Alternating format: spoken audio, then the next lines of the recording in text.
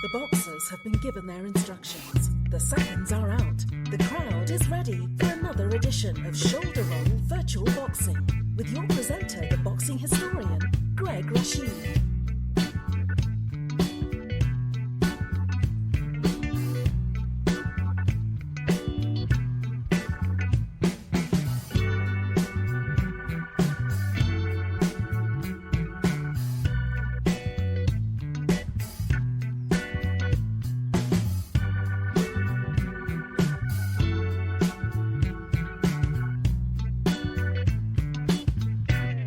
Well, I want to say sweaty cup to everyone out there. This is Greg Rashid with another edition of the Shoulder Roll Virtual Boxing Podcast.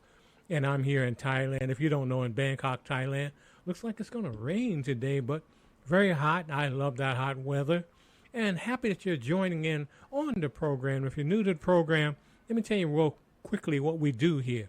On Shoulder Roll Virtual Boxing Podcast, we do fantasy fights, what-if fights. If you listen to this program, you're probably a boxing fan. So I know you sit back and say, I wonder what would happen if Muhammad Ali fought Mike Tyson or if Joe Louis fought Joe Frazier. So that's what we do on this program. We use different modalities, be it computer games or also card and dice games. Today we're using Title Bout 2, PC game created by Jim Trunza. And we're going to have two fights today. And in a special fight, the first fight is going to be a special one for the folks that listen in every Sunday afternoon at 3 p.m. Mountain Time on KUHSdenver.com, created by the one and only Henry Archuleta.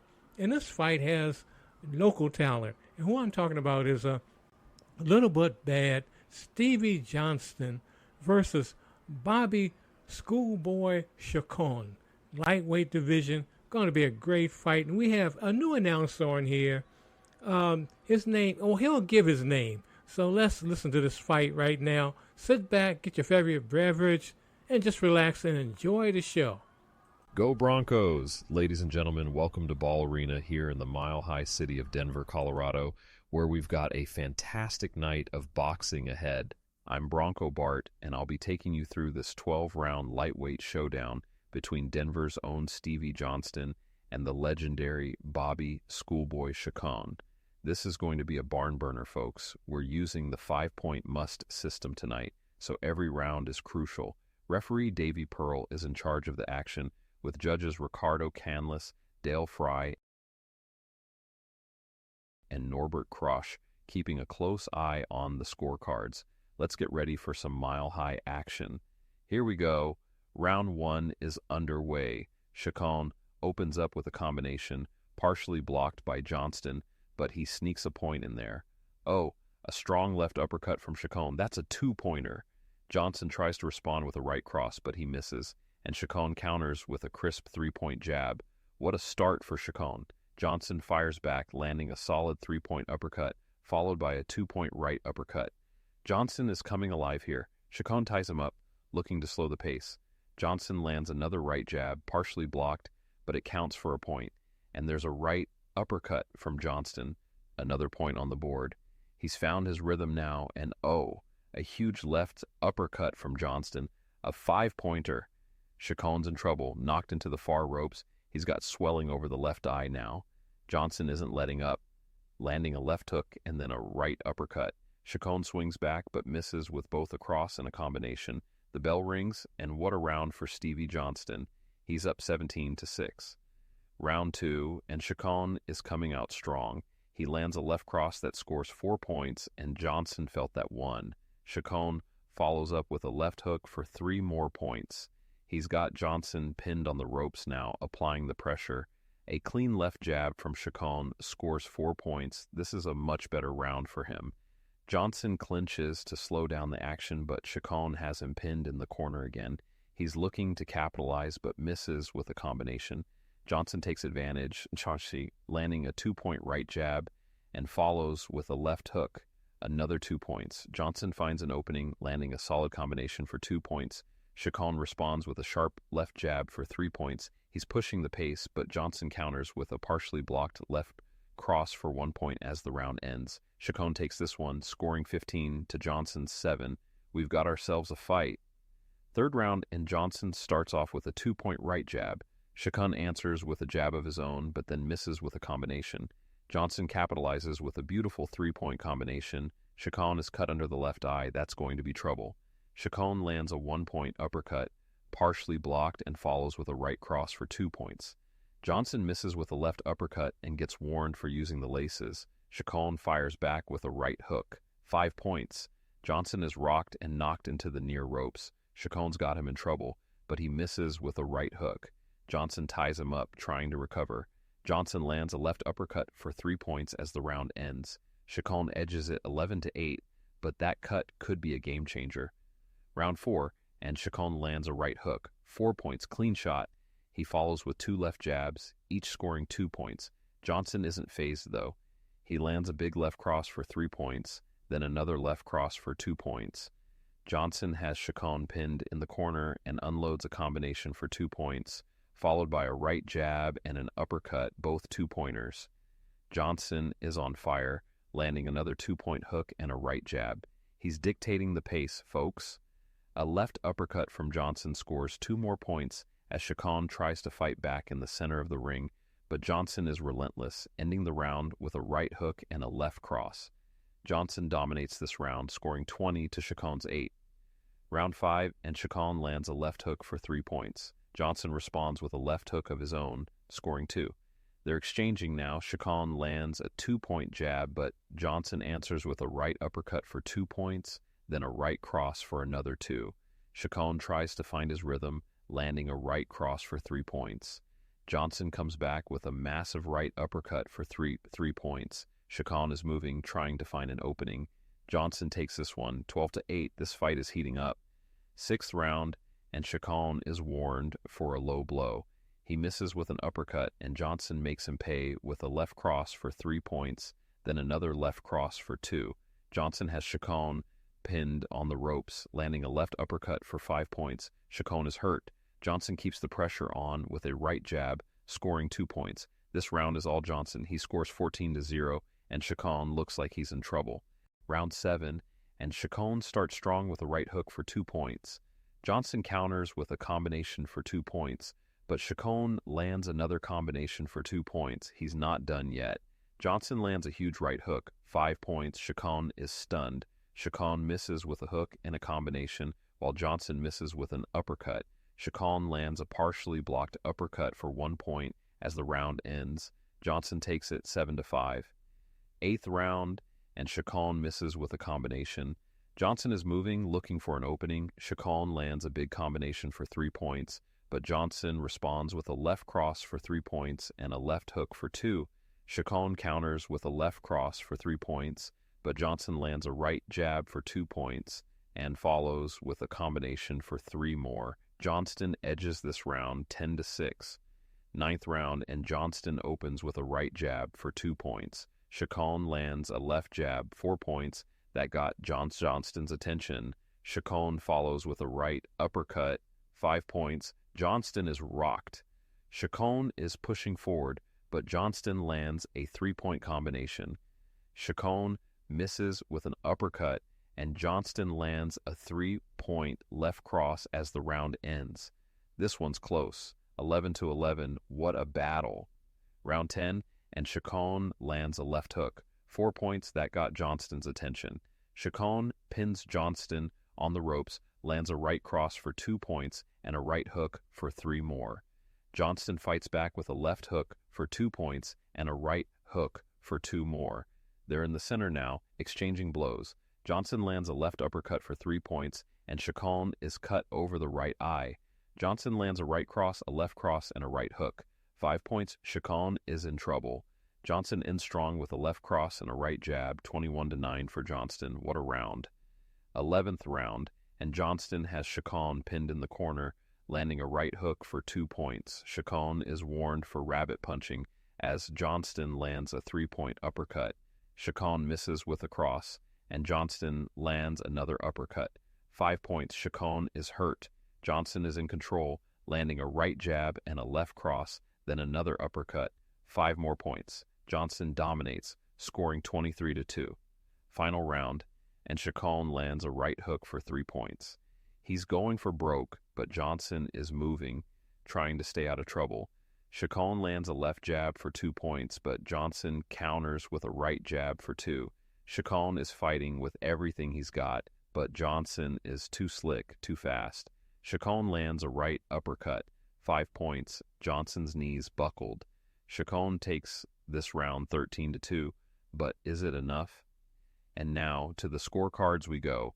Ricardo Canlas scores it 56-52, Dale Fry 56-51, and Norbert Krosch 56-53, all for your winner by unanimous decision. Stevie Johnston, what a fight, what a performance from both men. Johnson's speed and precision proved too much tonight. Thanks for tuning in, fight fans. I will now return you to our Bangkok studio. This is Bronco Bart signing off from Ball Arena. Go Broncos! That's right. Go Broncos. But anyway, hope you enjoyed that, and I hope you enjoyed the new announcer there, Bronco Bart. And I could actually see that fight happening as far as Stevie just dominating Chacon. Stevie Johnson, is really underrated. I'm not just saying this because I lived in Denver. I know Stevie Johnson, but the fact is he's like I'm not going to say borderline. He's a Hall of Famer. He should be in the Boxing Hall of Fame, but that's a story for another day. But I hope you enjoyed that fight. And that was for the folks that listen in Colorado, especially on KUHSdenver.com. And if you want to see other fighters in the region on this program, Fantasy Fights, let me know by whatever modality you listen to this program on, be it on KUHS or on Facebook, YouTube, wherever it is. I'll be more than happy to schedule some fights on here with Jack Dempsey, who's from Manassas, the Manassas Mauler. You got folks like Devera Williamson, Lightning Lonnie Smith, Ron Lau. So many folks came out of Denver and Colorado in general, and I can put them on here, and I'll be doing that for my folks in Colorado. But next we're going to get to the main event, and this one is another small guy fight, welterweights, and this is going to be Sugar Ray Leonard versus Pernell Sweet Pea Whitaker. And we have announcing this fight, the one and only Knockout Nigel. So we're just going to go down the ringside now. Take it away, Knockout. Cheers. This is Knockout Nigel, your humble announcer, and welcome to a knockout night at the iconic Wembley Stadium here in London, where the tea may be hot, but the punches are even hotter.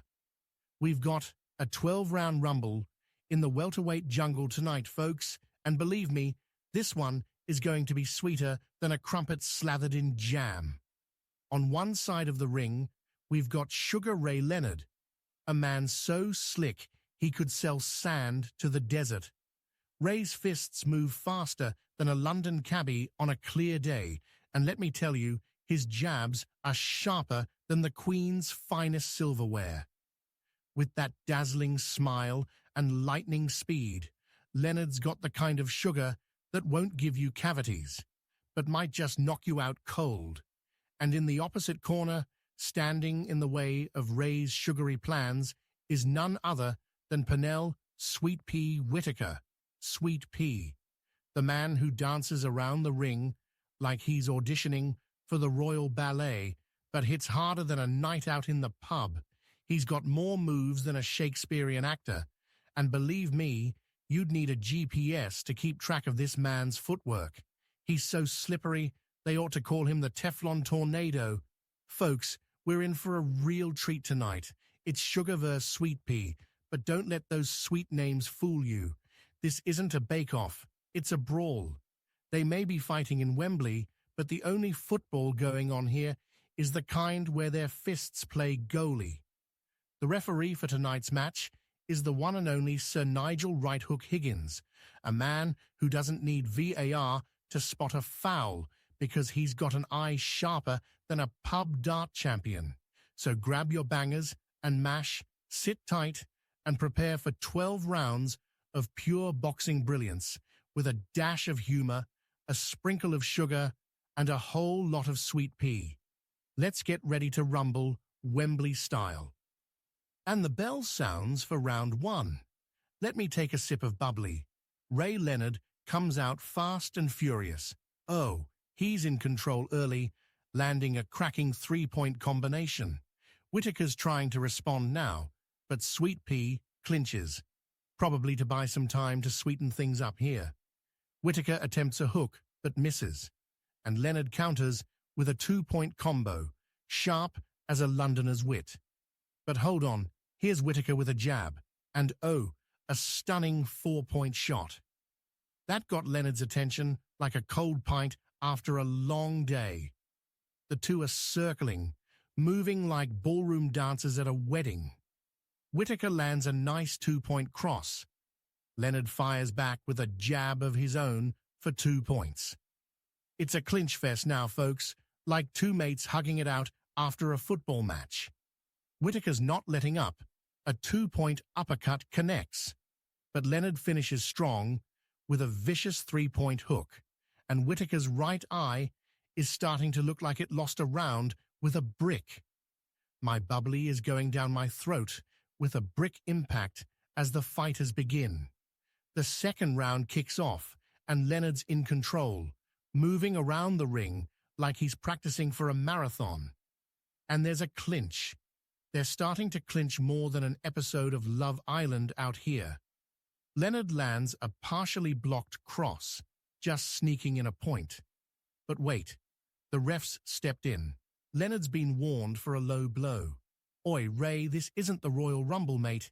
He shrugs it off, and boom, a 3-point cross from Leonard. That was cleaner than a Sunday roast plate. Whitaker's trying to rally, but misses with 2 big shots. Leonard's on fire, scoring another 4 points. This round's slipping away from Whitaker faster than a soap bar in the bath. Let me bathe in this bubbly as round 3 begins. Round 3, and Leonard is in control again. He lands a heavy uppercut. That scores 5 points, and Whitaker's almost on the canvas. He's knocked into the ropes like he's just had one too many at the pub. But Whitaker's tough, folks, fighting back like a true champ. Oh, Ray misses 2 crosses. Someone needs to check his aim. Whitaker's still got some fight left, though. A 2-point uppercut lands. But Leonard won't let up, finishing the round with a big 3-point combo. Whitaker's right eye is swelling up faster than my inbox after a cheeky tweet. A little swig of bubbly for round 4. Leonard lands a jab early on, scoring 4 points with a shot as sweet as treacle. Whitaker responds with a jab of his own, partially blocked, but still scoring a point. And now Leonard counters with an uppercut. That's 4 points, and Whitaker felt that one in his boots. But Whitaker's bouncing around, cutting off the ring, and pins Leonard on the ropes. He lands a 2-point jab before Leonard escapes. But hold on, Leonard's rocked Whitaker with another massive combo for 5 points. Whitaker's stunned, folks. He better do something quick. Leonard's piling it on. The Sugar Man is certainly out-punching Sweet Pea so far. There is concern on the faces of Whitaker's cornermen. I am certain that this bubbly is not a concern to me as I have another sip. And into round 5 we go. Whitaker starts strong with a 2-point cross. Leonard responds with a cross of his own. Another 4 points for him. Oh, Whitaker's coming back with a slick 3-point combination. He's not out of this fight yet. But the ref's stepping in again.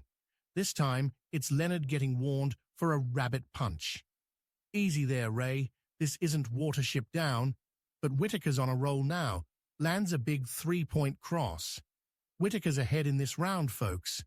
Sweet Pea came back strong in the 5th. His slick skills had Leonard throwing at air as he bopped and weaved, putting on a defensive clinic. I will put a capper on my bubbly for now to save it for later. Round 6 kicks off with Leonard taking charge. He's moving about the ring like a proper dancing queen. A jab sneaks through Whitaker's defense for a point, but Whitaker's fighting back. A partially blocked uppercut still lands a point.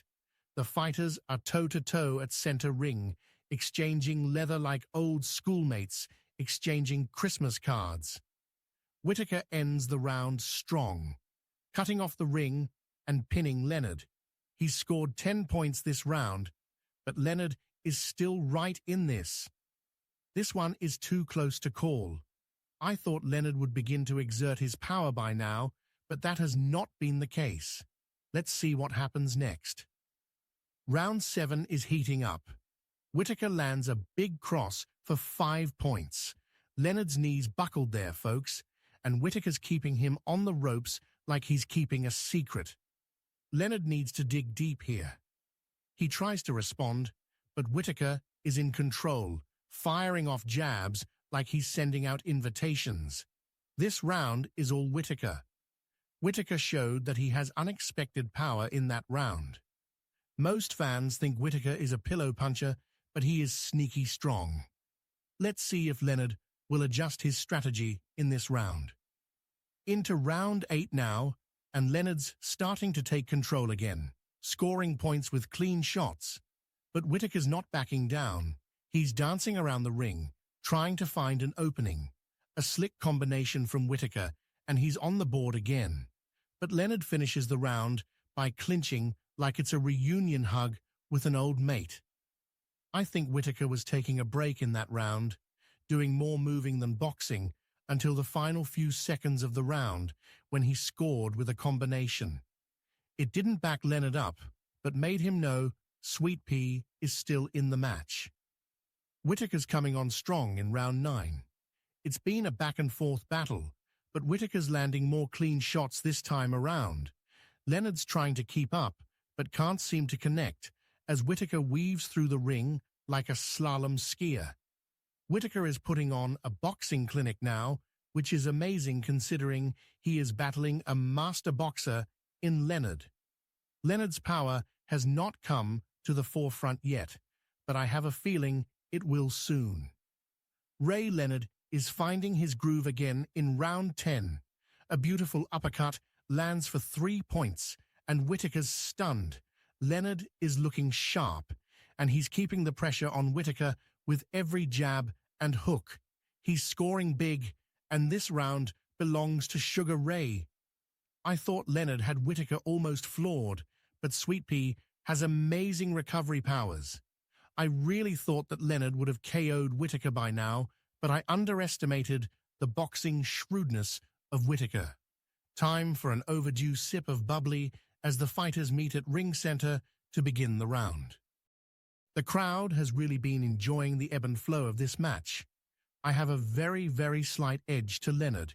He has rocked Whittaker a few times, but Whittaker is doing a lot of insider fighting, in otherwise showing skills that only a boxing would truly appreciate. Many times in this bout, Whittaker's defense is actually his offense. He has befuddled Leonard during the course of the fight, making him miss blows that would have connected on 99.9% of fighters. Before we get to the championship rounds, I will take another gulp of bubbly, my champion of beverage. The penultimate round, and Leonard's on fire. He lands a series of clean shots, including a hook that nearly puts Whittaker on the mat. But Whittaker's showing his heart, fighting back with a couple of uppercuts that score him some points. Leonard's swelling up, but he's fighting like he's got something to prove. Again, Leonard almost dropped Whittaker, and again he avoided hitting the canvas. The right jabs of Sweet Pea have hit the target in every round, causing Leonard's face to rapidly swell up. Will both go on cruise control for the final round? Both corners are acting like their man has the fight in the bag.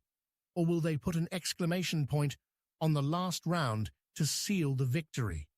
Whatever the case, I put the seal of approval on this bubbly as the final round begins. And here we go, the final round of this epic showdown. Leonard lands a massive hook, and Whittaker's knees buckle.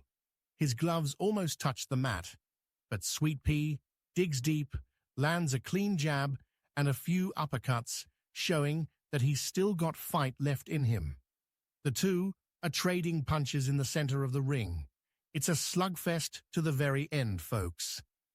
A solid right lead from Whittaker closes the show. It rocked Leonard on his heels. Whittaker surprised him with that power shot. What a fight, Wembley. It's a close one, folks. Let's go to the judges. Lindsay Tucker scores it for Whittaker. Hubert Min has it even. And George Smith calls it for Leonard. It's a draw. This fight has been ruled a draw. Both fighters gave everything. And in the end, neither man could claim victory. What a night of boxing brilliance. In my humble opinion, on my scorecard, Leonard barely won the fight. But my opinion matters little, as the judges are the final arbitrators. I hope these two will have a go of it again. I know I am reflecting the sentiments of this crowd.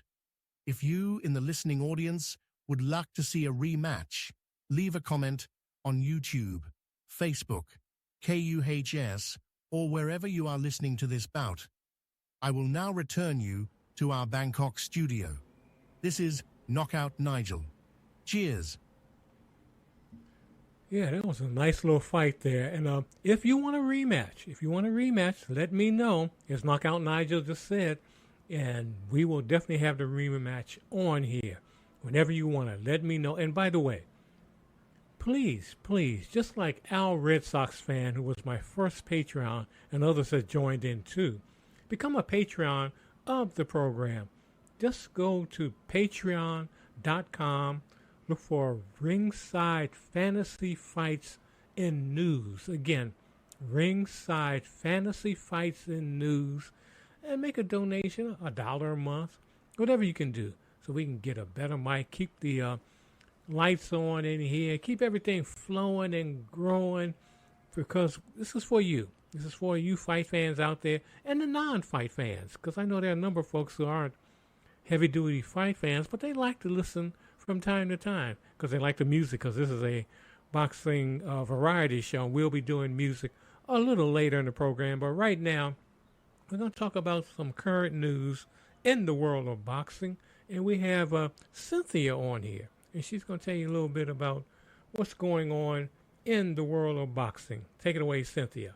British heavyweights Anthony Joshua and Daniel Dubois will face each other on September 21st at the iconic Wembley Stadium, England.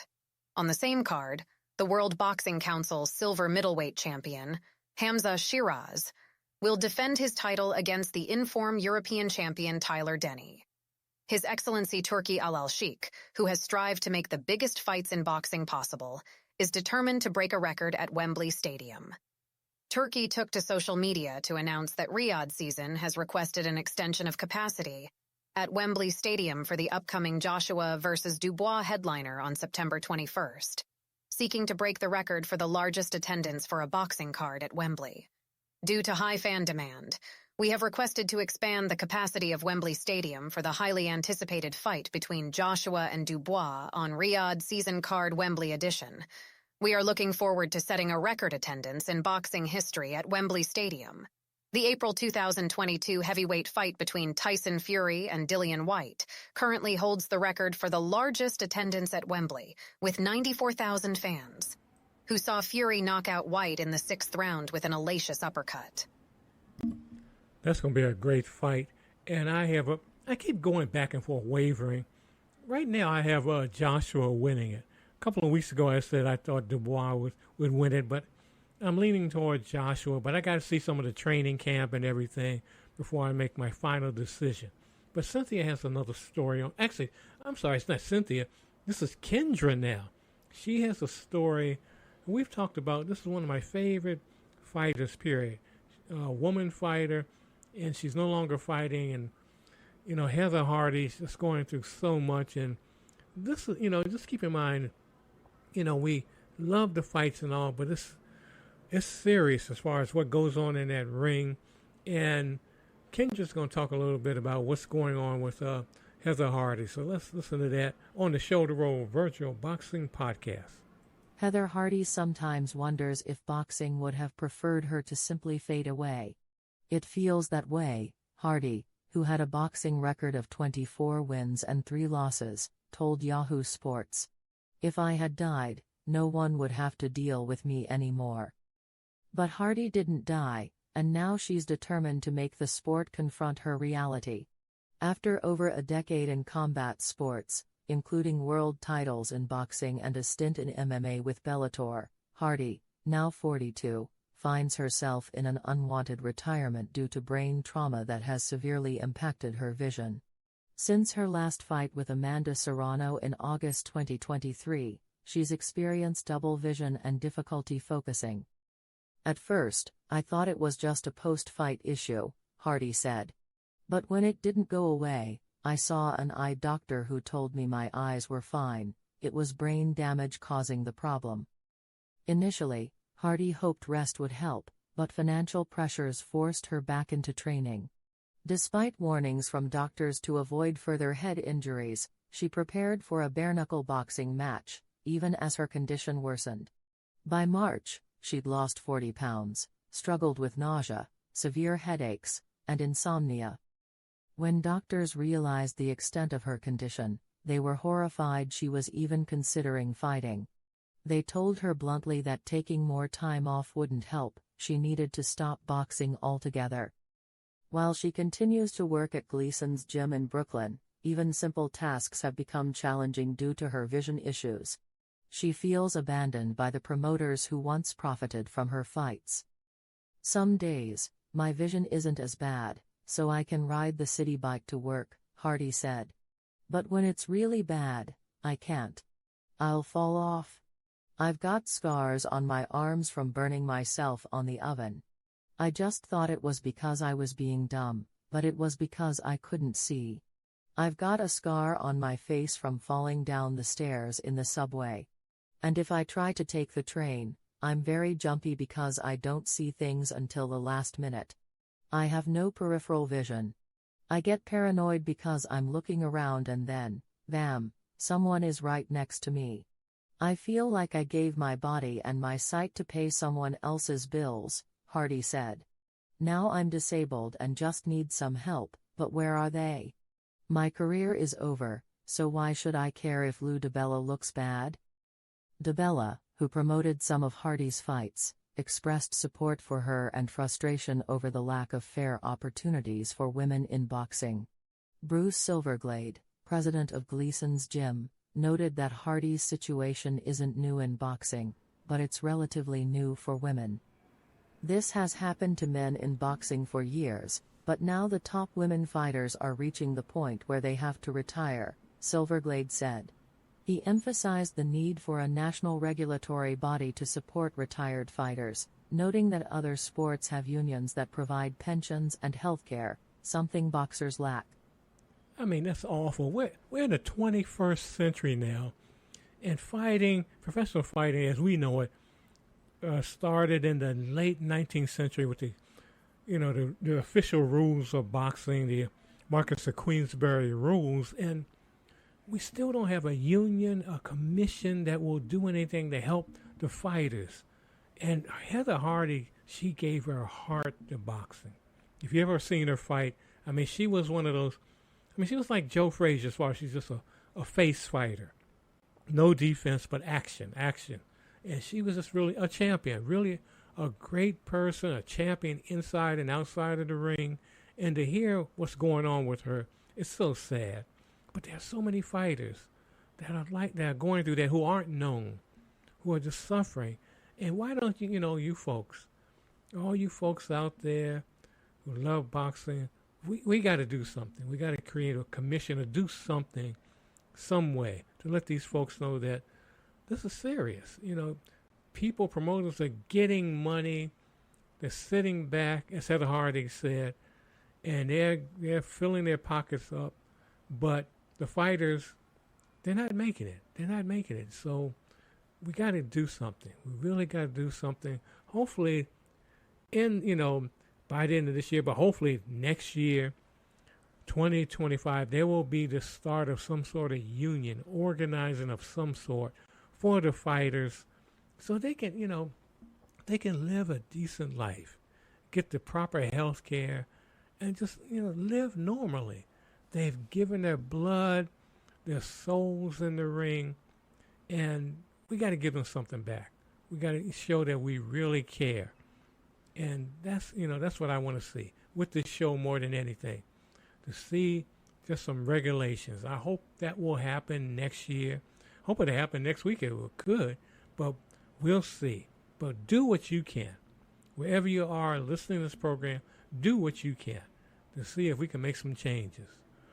But right now, we're going to switch gears again. We're going to have Cynthia come back on. And she's going to give us a little bit of boxing history for the week of September 1st through the 7th. So let's hear that on the Shoulder Roll Virtual Boxing Podcast. Here is your boxing history for September 1st to 7th. September 1st, 1973. George Foreman retained his world heavyweight title with a first-round knockout over Jose Roman. September 2nd, 2016. Bleed for This was released, an American biographical sports film directed by Ben Younger on the life of former world champion Vinny Pazienza. September 3rd, 1906. Joe Gans defeated Battling Nelson via disqualification in round 42 to regain the world lightweight title. September 4th, 2010.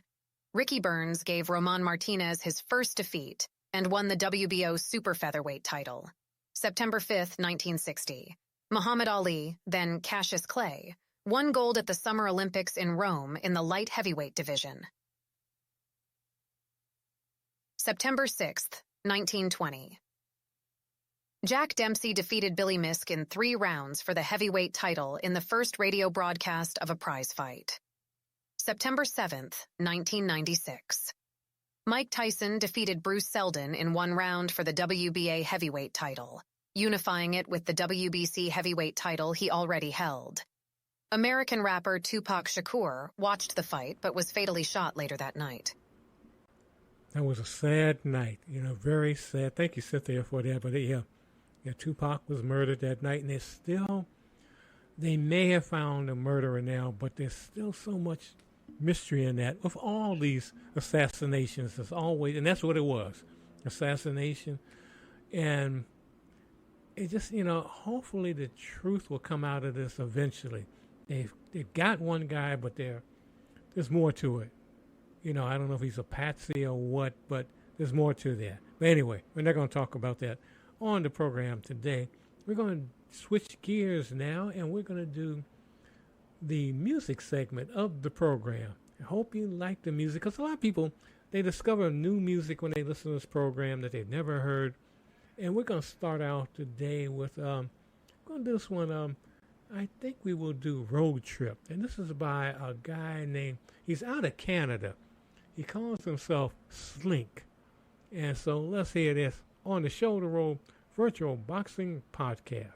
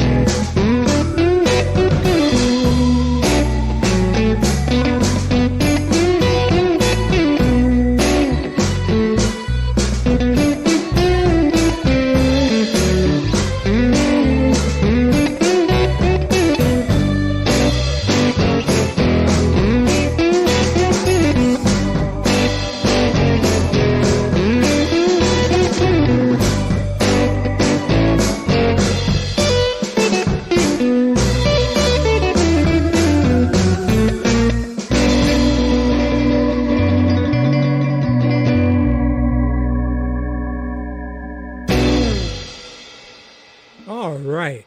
I want to do that one again. No, I better not. But anyway, that was Freedom Trail Studio, and that was The Current Blues. And before that, we did DJ Williams and Frank's Last Chance. And then we did the set, started off with Slink, and that's spelled Slynk. And that was Road Trip. I hope you enjoyed that music on the Shoulder Roll Virtual Boxing Podcast, as well as enjoyed the fights we had on today. A little bit bad, Stevie Johnson versus Bobby Chacon. That was for our fans out there in Colorado. And then the main event, Sugar Ray Leonard versus Sweet Pea Pernell Whitaker. And if you want to see a rematch of them, just let me know. But we're going to get ready to get out of here right now. As I always say, go in love and go in peace. Help someone along the way, wherever you are. And remember, when you wake up in the morning, get up, go to that mirror, give yourself a big hug and say, I love myself. And if you're sight impaired, get up, hug yourself, and say, I love myself. Because if you don't love yourself, you can't do anything. You can't help anyone. You can't do anything because you don't love yourself.